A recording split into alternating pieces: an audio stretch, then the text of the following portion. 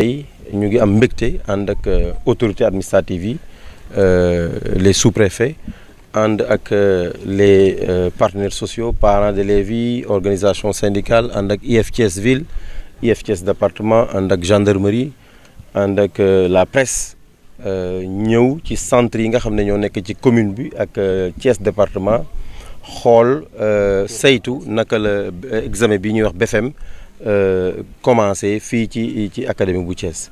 ci centre yëpp bi ñu demee fekk nañ fa chef de centre yi fekk nañ fa président de jury yi fekk nañ fa aussi surveillant yi élèves yi ñëw nañ donte am na absence sax waaye bariwul lool jafe-jafe amul wax dëgg yàlla mën nañu wax ne fi mu nekk nii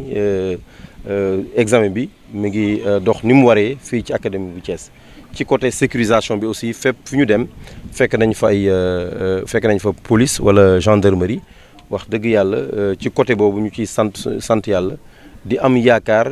torop ci ne BFEM bi ni ñu ko tàmbalee nii am naa yaakaar bu ñu ko continuer ci jàmm rek lay jeex te ñaan yàlla rek xale yi ko sembu ñu génn ci ak ndam. bi ñu woowee aussi IEF Tivaouane Mbour 1 ak Mbour 2 foofa tamit wax nañ ñu ne wax dëgg yàlla def nañ seen tournée waaye BFEM bi mi ngi dox ni mu war a doxee fii ci académie bu Thiès ren am nañ fanweeri junni candidat ak benn ak ñeenti téeméer ak juróom-ñett fukk ak juróom-benn boo ko xoolee nga xool ko daaw li ñu amoon da ngay gis ne am na yokkute ci junney candidat ak ñeenti téeméer ak fanweer ak juróom loolu nag ñu ci biir candidat yooyu am nañ ci ñaar fukki junni candidat yu jigéen ak juróom-benn day wane rek jigéen ñi léegi ñoo ëpp sax góor ñi ci candidat yi ñoom ñëpp nag ñu yóbbu leen ci téeméeri centre ak juróom-benn fukk ak benn am nag téeméeri centre ak juróom-ñett fukk ak juróom-ñaar ci ay jury donc wax dëgg yàlla ñuy remercier di jaajëfal gouverneur di jaajëfal préfet yi di jaajëfal sous-préfet yi jàpp nañ ci trop autorités locales yi parents d'élèves yi les organisations syndicales la sécurisation notamment la police la gendarmerie wax dëgg yàlla ñun Thiès amuñ problème mu sécurisation centre ak épreuve ñu ci gërëm autorité yëpp dégg nga di gërëm presse bi aussi ndax gis nañ seen taxawaay wax dëgg yàlla saa yu ñu jógee ngeen jóg wane li ñuy def fii ci Thiès di leen gërëm di leen sant di ñaan yàlla rek ni ma ko waxee ci njëlbeen que ne examen yi ñu ngi dox ci yoon fii ci Thiès di ñaan yàlla ca cëppaandaw ga ñu am ay résultats yu baax xale yi wane ni wax dëgg yàlla jàngalekat yi ñu jaajëfal leen parce que jàngalekat li ma koy waxee rek yàlla rek moo ko mën a fay kenn mënu ko fay ñu wax ne donc ñu ñaan yàlla rek résultats yi. jaar ci yoon baccalauréat surtout deuxième tour bi. yan matuwaay ndax amul si benn. waaw côté boobu amul jafe-jafe ndax ñun ak inspecteur de l'éducation et de la formation yi dañu jël matukaay yi ba nga xam ne centre BFEM mi amul lëkkaloo ak centre baccalauréat yi donc côté boobu amuñ ci benn jafe-jafe nawet bi aussi wax nga ko waaye loolu tamit jël nañ ci ay matukaay ak chef de centre ak président de jury ba nga xam ne yaakaaruma daal danañ am jafe-jafe ci wàllu woowu. Nous c'est que donc Fédération nationale des associations d'étudiants d'élèves et d'étudiants du Sénégal. FENAPES waaw comme ni ko Massar waxee sama homologue Massar la waxee effectivement nous vraiment ñi ngi sant yàlla parce que vraiment amul benn problème bu ñu constaté ñi ngi yaakaar ni vraiment yëf yi mooy noonu lay continuer ba fin en souhaitant vraiment un plein succès ci sunu doom yi vraiment mu am ñu bari ñu admis ñu am ndam daal bon ce qu'il faut dire peut-être en français bon en tout cas nous n'avons rien constaté d'anormal tout est au beau fixe hein, comme on dit les autorités administratives vraiment ont vraiment comment dirais-je accordé leur violon avec l'ensemble des autorités comment dirais-je éducatives. Bon donc pratiquement nous n'avons rien constaté d'anormal et nous les en remercions infiniment. Modou Diouf man maay coordonnateur dialogue social Thiès ville xanaa di rafetlu rek tournée bi nga xam ni kilifa yi ñu yore jox njàngale mi ci sunu région ak sunu biir Thiès xalaat nañ ni ñun ñi nga xam ni ñoo yore dialogue social ñu boole ñu ci ñu ngi rafetlu d'abord idée bi ñëw naa tey ànd ak sama nattango Moussa Ciss sama rak nga xam ni moom fi représenté Seydou Wane mi yore dialogue social académie dialogue social nag li ko bokk na ko li tax mu jug mooy jàmm am xam nga l'examen buñ koy def te fañ koy defee sécurité ba remplirun conditions yi doyul jàmm amu fa mën naa am xëy na bu résultat yi génnee loola dina ci am jeexital wante yàlla dimbali nañu ba monsieur le préfet wax nañ ko sànq ak gouverneur ak ñu yore njàngale mi jël nañu toutes les mesures ba nga xam ni xale yi mettre nañ leen dans de très bonnes conditions. épreuve yi itam nga xam ni ñaari léeg-léeg problème de sécurité bokk na li ci daan indi coow ci réew mi gis nañ ni épreuve yi itam sécuriser nañ ko ba rafet nañu njort daal ni ñun dialogue social bis bu ñu demee ba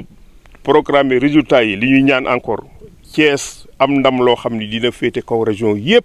ndax ñi ñu jox njàngale mi fii ci dëkk bi liggéey nañ fi liggéey boo xam ni wax dëgg yàlla yi loolu yitteel na la mais jàpp nañ rafet nañu njort mi bu ñu yeggee au finish Thiès xuma na mu daan demee rek loolu lay dem. jërëjëf waaw maa ngi tudd Ayouba maay adjoint préfet Thiès donc ma ne c'est une délégation du préfet bi nga xamante ni inspecteur d'académie daf ko accompagner inspecteur Thiès ville ak Thiès département aussi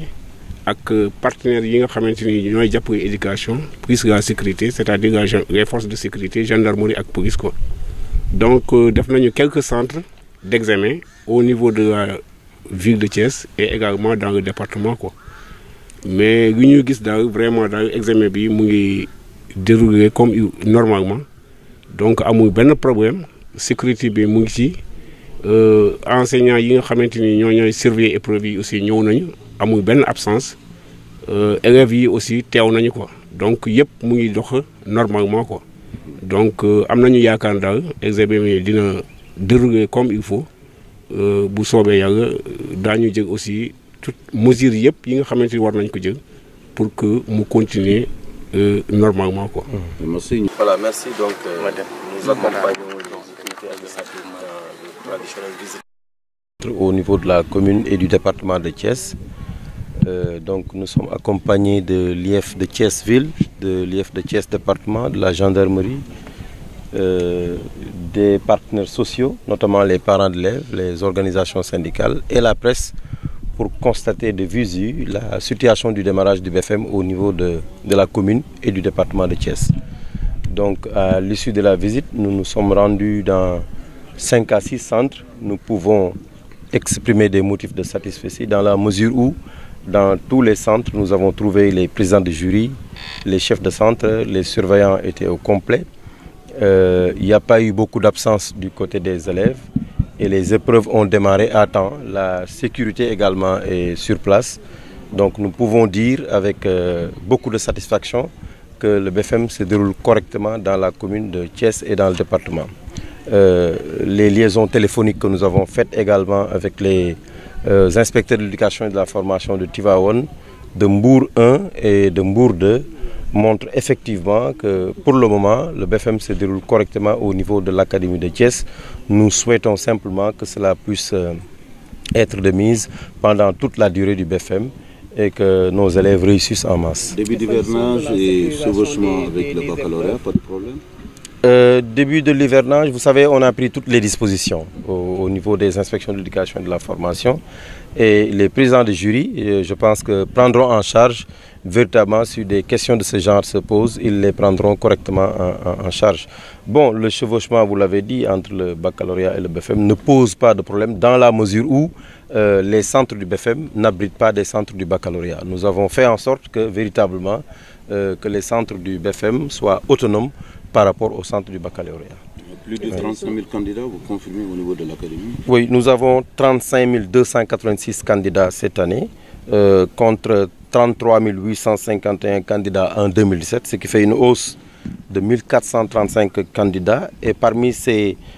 35 286 candidats, nous avons 20 006 candidats, ce qui fait un pourcentage de 56,69%, ce qui veut dire que nous avons dépassé largement la parité. Et nous avons 161 centres pour 187 jurys. Concernant donc la question sécuritaire pour les épreuves. Oui, là également, le gouverneur, en relation avec les préfets, ont pris des dispositions pour que véritablement les épreuves soient sécurisées correctement. Et là, je voudrais véritablement remercier le gouverneur, les préfets. Nous n'avons pas de problème de sécurisation des épreuves au niveau de l'Académie de Thiès. Nous avons travaillé de concert avec eux, avec les IEF, pour une prise en charge correcte, n'est-ce pas, de ces épreuves, eu égard à ce qui s'est passé par ailleurs dans l'année dernière. Merci Wolof, Julia. Oui, merci Diop, président de la coordination des parents d'élèves et d'étudiants de Thiès, affilié à la FENAPES, à l'UNAPES, je m'excuse. Ouais. Et quel est le constat des parents d'élèves? Nous rendons grâce à Dieu de nous avoir dotés d'autorités académiques vraiment qui sont au-dessus du lot. Nous avons constaté partout où nous sommes allés que l'examen a été très bien organisé. En tout cas, en ce qui concerne l'organisation, nous remercions l'IA, nous remercions les IF et nous remercions en premier lieu le gouverneur et les préfets et les sous-préfets. Vraiment, l'organisation est impeccable. Nous n'avons pas constaté de couac dans le déroulement des épreuves. C'est ce que nous pouvons dire.